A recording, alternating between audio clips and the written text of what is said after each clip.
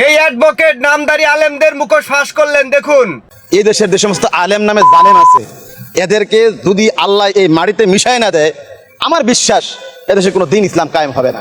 আপনি দেখেন, আলেম নামে জালেমরা মাথায় টুপি, কত সুন্দর সুন্দর দাড়ি, বড় বড় দাড়ি রাইখা এই যে মূর্তিগুলা বিরুদ্ধে তারা প্রতিবাদ করেছিল বজ্রকণ্ঠে। এই যে আমার হাইকোর্টের সামনে এই জায়গায় একটা ইয়া ছিল, প্রতীক ছিল, মূর্তির প্রতীক ছিল, হাতে দাড়ি পাল্লা ছিল। দেখেন, এটা কি না ভেঙেছে? শুধু বলবেন যে আওয়ামী লীগের বঙ্গবন্ধুর মূর্তি ভেঙেছে, না, এরা এদেশে যারা জীবন দিয়ে গেছেন, এদেশের জন্য যারা পাগলপাড়া ছিলেন, তাদের অনেকের প্রতীকী মূর্তি ছিল, প্রত্যেকটা মূর্তিকে তারা ঘুরাই দিচ্ছেন। কিন্তু আজকে দেখেন, এই আলেম রূপী জালেমরা নিজ হাতে মূর্তি বানাইছেন, বানাইয়া জুলাই স্মৃতিসৌধ না কি দেখো, জুলাই জাদুঘর না কি বলে ওইখানে এনে রাখছেন।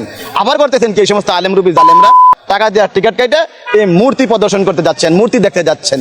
এই আলেম রূপে জালেম তাদেরকে যতক্ষণ পর্যন্ত আল্লাহর গজব দ্বারা এই দেশের মাটিতে আপনার দাফনের ব্যবস্থা আল্লাহ না করবেন, ততক্ষণ পর্যন্ত দেশে ইসলাম কায়েম হবে না। কারণ তাদের মুখে এক, অন্তরে আরেক, আর তাদের নামে হলো মুনাফিক। কারণ তারা মুখে বলে যে আমরা মূর্তি যদি আমার বাবারও হয় আমরা ভেঙ্গে চুরে চুরমার করে দেবো, আর আজকে এই লোকেরাই আপনার 10 টাকা দিয়ে টিকিট কেটে মূর্তি দেখার জন্য ওই আপনার গণভবনে যাচ্ছেন।